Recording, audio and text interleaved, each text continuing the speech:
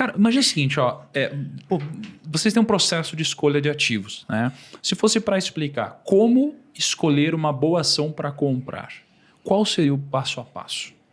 Bem, quando o cidadão não tem cultura de investimento, ele terá que recorrer a um profissional, evidentemente, que vai poder elucidar e transmitir as eventuais oportunidades, a oportunidade de eventuais resultados, não é isso? Você então analisa o projeto. Nós o que fazemos é analisar os projetos. Eu vou citar, por exemplo, o seguinte. Pega um bom case hoje. A IRB, por exemplo, ela é um novo projeto. Está entendendo? É um novo projeto, uma nova administração. E agora, com o comitê de auditoria, eu conversei com um dos participantes do comitê de auditoria, que é uma pessoa muito amiga, não é isso? Muito competente, e ele disse o seguinte: Barsi, hoje a IRB não vai mais assinar contratos que assinou no passado. Está entendendo? Então, os contratos que viriam agora seriam contratos que ostentem a perspectiva de bons resultados. Então, é o seguinte, tem coisas que o ex-administrador falou que a gente eu não sei, não posso provar, está entendendo? Mas ele falou muitas coisas ruins em relação aos bancos, não é isso? Então, agora a gente vai ter uma segurança maior. Por quê? Porque além de ter essa pessoa amiga, você vai ter alguém que vai chegar e falar: não, esse contrato não é bom. Está entendendo? Então, o que aconteceu também? A IRB tinha um contrato que veio de um dos bancos, está entendendo? Na qual ela assegurava ao cidadão uma indenização por Covid no Chile. Então, quer dizer, durante o período de pandemia, isso se acentuou. Então, os sinistros eles foram evoluindo de uma forma bastante intensa. Então, eu acredito que isso não vai acontecer mais. Pode até haver uma outra pandemia, mas talvez eles não façam um novo contrato como fizeram no final, entendeu? Então, o princípio de seleção é esse princípio de você avaliar o futuro também, de você olhar não só o presente, como você também olhar para o futuro. Está entendendo? Vou só citar mais um projeto que a gente analisou e avaliou recentemente. Interpreta que vai ser uma coisa muito favorável, não é isso? Recentemente, o Grupo Votorantim, eles acabaram fazendo um processo de fusão, não é isso? E incorporaram a uma nova empresa chamada Auren, está correto? Uma estrutura hídrica, né? Uma usina hidrelétrica chamada Porto Primavera, que foi uma das usinas criadas pela CESP, não é isso? E programaram uma outra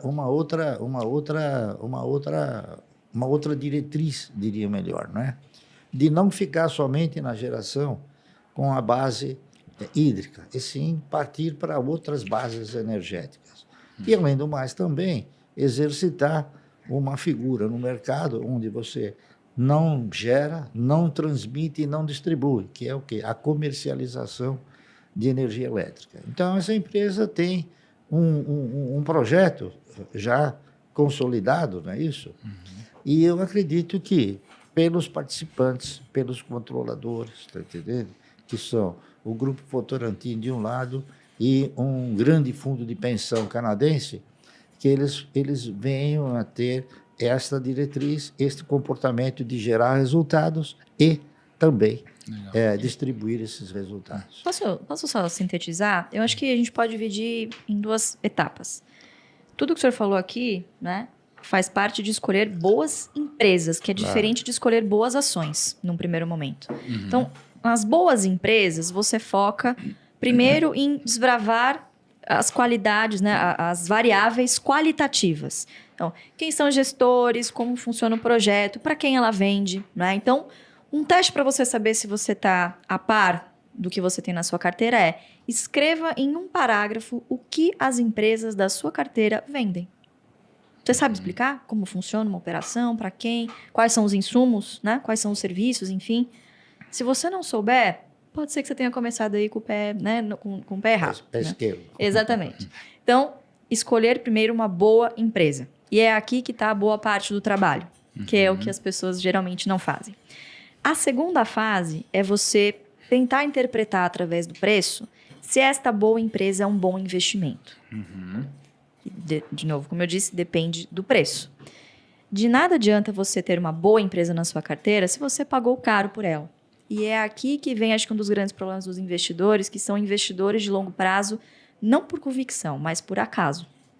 O papéis que comprou lá, pô, tava na moda, o fulano, ciclano falou, a corretora Abandona tal na recomendou. carteira, Não é nem isso. Ele comprou por algum motivo que nem ele sabe qual é. Provavelmente porque ele achou que, porque subiu muito, continuaria nessa trajetória. E aí, quando o papel acaba realizando, ele não continua esse projeto. Por quê? Porque ele não tem convicção, ele não sabe por que ele comprou. Então, o preço, ele importa em muito, e muitas vezes o longo prazo, sozinho, não corrige isso. Então, preço importa, né? E aí, como que a gente vai atrás de descobrir o preço dessas boas empresas? A gente foca em fluxo de caixa. Pagar dividendo no final do dia é a empresa ter a capacidade de tirar lá no final do trimestre o que ela vai investir, usar ali de CAPEX ou para adquirir outras empresas para parte do seu crescimento, certo? E a outra parte, ela remunera o capital do acionista, que está ali correndo risco, né? E vai estar lá de prontidão, provavelmente, se essa empresa precisar se capitalizar em algum momento. Então, Legal. investir em dividendos não exclui você investir em empresas que vão crescer.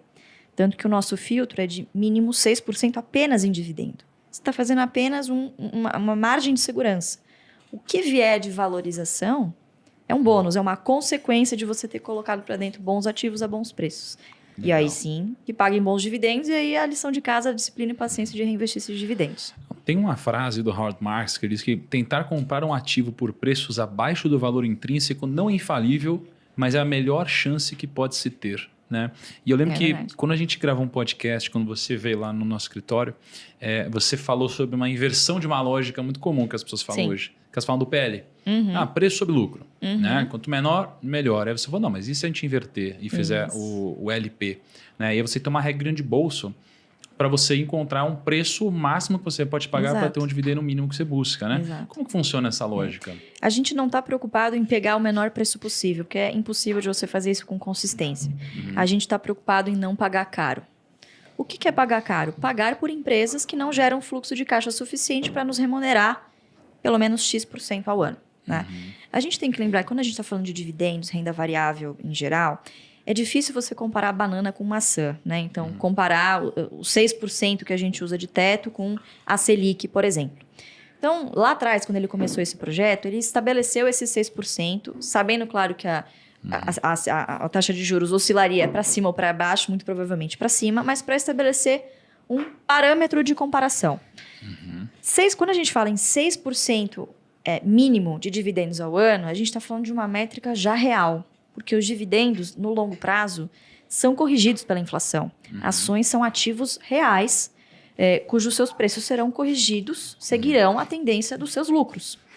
Essas empresas que estão na bolsa, teoricamente, são empresas líderes de mercado e conseguem repassar para os seus preços o custo inflacionário no longo prazo.